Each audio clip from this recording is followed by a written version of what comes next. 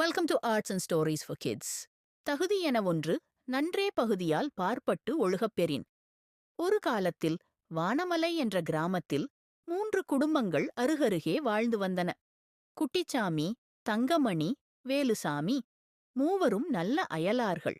ஆனால் சிறிய தகராறுகள் ஏற்பட்டால் இருவரில் ஒருவர் மீது மற்றவர்கள் ஆதரவாக நின்று தவறான புரிதல்கள் பெரிதாகிவிடும். ஆனால் அந்த கிராமத்தில் மருதன் என்ற புத்திசாலி இளைஞன் இருந்தான். கோபத்தை விட காரணத்தை பார்க்கும் பழக்கம் அவனுக்கு இருந்தது. ஒரு நாள் தங்கமணியின் பண்ணையிலிருந்து மாடு தப்பி குட்டிச்சாமியின் வயலில் நுழைந்து தாவரங்களை சேதப்படுத்தியது. குட்டிச்சாமி கோபத்தில் தங்கமணியை திட்டத் தொடங்கினார். வேலுசாமி உடனே குட்டிச்சாமியின் பக்கம் நின்று தங்கமணியை குற்றம் சாட்ட ஆரம்பித்தார். அந்த சமயம் மருதன் அமைதியாக வந்தான்.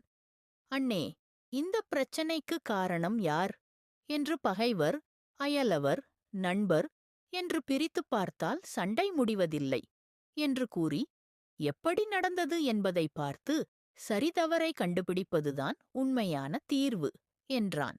அவன் கேட்டுத் தெரிந்தான். மாடு தப்பிச் சென்றதற்கு காரணம் கோவிலில் இருந்த பட்டாசு சத்தம். யாருக்கும் குற்றம் இல்லை, அது ஒரு தற்செயல். மருதன் 2 குடும்பங்களுக்கும் சமமான ஆலோசனை கூறினான். தங்கமணி மாடுக்கு சிறந்த கயிறு போட வேண்டும். குட்டிச்சாமியின் சேதமான பயிருக்கு நஷ்ட ஈடு செய்யலாம். வேலுசாமி குற்றம் சாட்டாமல் அமைதி காக்க வேண்டுமெனச் சொன்னான். மூவரும் உடன் சமரசமாகி ஒருவரின் கையை ஒருவர் பிடித்தனர். அந்த நாளிலிருந்து கிராமத்தில் பிரச்சனை வந்தால் யாரும் ஒருதலை பட்சமாக நடக்கவில்லை. உண்மை மற்றும் நியாயம் பார்த்து முடிவெடுக்கும் பழக்கம் உருவானது.